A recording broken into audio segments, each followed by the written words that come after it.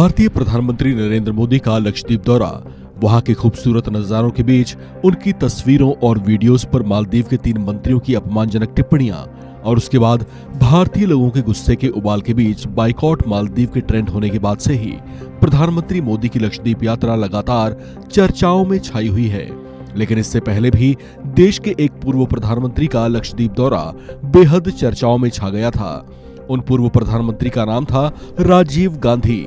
करीब 3.5 दशक पहले उनकी लक्षद्वीप यात्रा पर आज भी कई बार राजनीतिक माहौल गर्म हो जाता है। पीएम मोदी के लक्षद्वीप दौरे के बाद अचानक राजीव गांधी के उस दौरे पर भी चर्चाएं होने लगी हैं, क्योंकि साल 2019 में खुद पीएम मोदी भी राजीव गांधी की उस यात्रा को लेकर कांग्रेस को घेर चुके हैं। ये बात है साल 1987 की, जब राजीव गांधी अपने परिवार और कुछ विदेशी मेहमानों के साथ लक्षद्वीप में छुट्टियां बिताने के लिए गए थे। तब वे लक्षद्वीप में 10 दिन से भी ज्यादा समय के लिए रुके थे।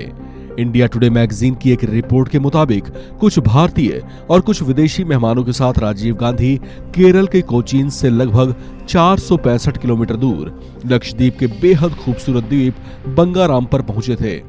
16 दिसंबर 1987 में अंग्रेजी अखबार इंडियन एक्सप्रेस में इससे जुड़ा एक आर्टिकल प्रकाशित हुआ था, जिसमें लिखा था, प्रधानमंत्री राजीव गांधी ने पिछले साल का क्रिसमस अंडमान में मनाया था।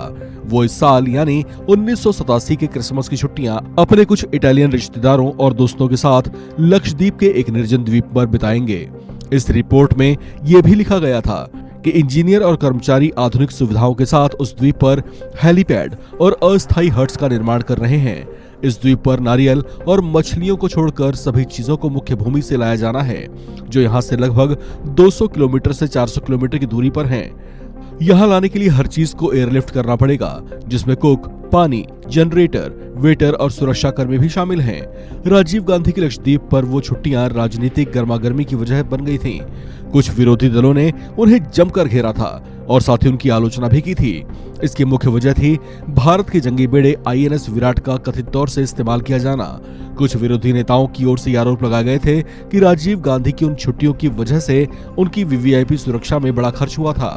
कुछ विरोधी नेताओं ने यह भी दावा किया था कि उन्हीं के कारण आईएनएस विराट को 10 दिनों के लिए सागर में उतारा गया था, जबकि आईएनएस विराट के एक दिन सागर में गतिशील रहने का खर्चा बेहद ज्यादा होता है, क्योंकि आईएनएस विराट एस्कॉर्ट जहाजों के पूरे दल बल के साथ यात्रा करता है। साल 1988 में राजीव गांधी की इन छुट्टियों को ब्रेक करने वाली वरिष्ठ पत्रकार अनीता प्रताप ने अपने एक बयान में कहा था कि राजीव गांधी की उस यात्रा में आईएनएस विराट के प्रयोग से विवाद पैदा हुआ था, लेकिन वो जल्दी ही दब भी गया, क्योंकि बात तत्कालीन प्रधानमंत्री से जुड़ी थी और उस पर भारतीय नौसेना मौन थी। इस खबर में फिलहाल इतना ही। बाकी अपडेट्स के लिए आप बने रहिए वन इंडिया हिंदी के साथ।